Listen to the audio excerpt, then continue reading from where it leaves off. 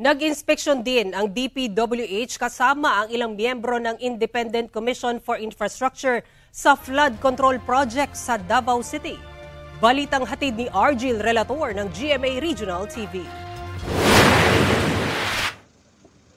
Ininspeksyon ng Department of Public Works and Highways at Independent Commission on Infrastructure ang itinayong road slope protection structure at naka-install na rockfall netting sa Junction Shrine Hills ng Davao City Diversion Road. Inakyat ng mga opisyal ang matarik na bahagi ng bundok sa gilid ng highway. May kinuha silang mga cyclone at net sa lugar.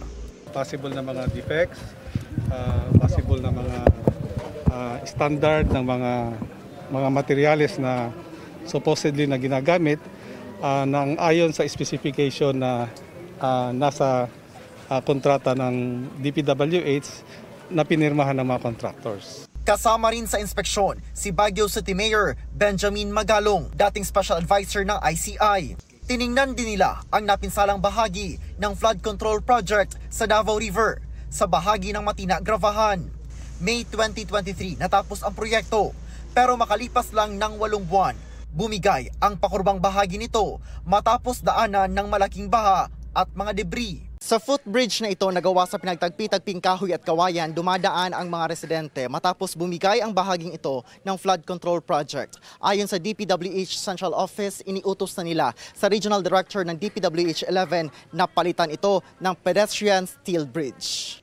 Nauna nang sinabi ng DPWH 11 na nagkaproblema sa road right-of-way kaya hindi agad ito na-repair.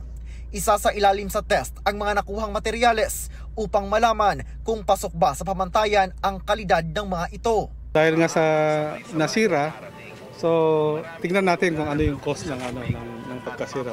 It has something to do with the materials na ginamit or hindi tama yung mga timpla ng semento. I think we have to review yung kontrata para sa ganun ma-determine kung ano ang pwede nating gagawin na sanction dun sa mga contractors as well as yung mga supposedly na nag-implement ng project nito.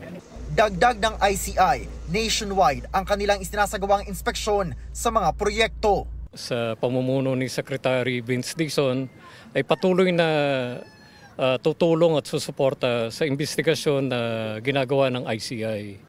Argil Relator ng GMA Regional TV, nagbabalita para sa GMA Integrated News.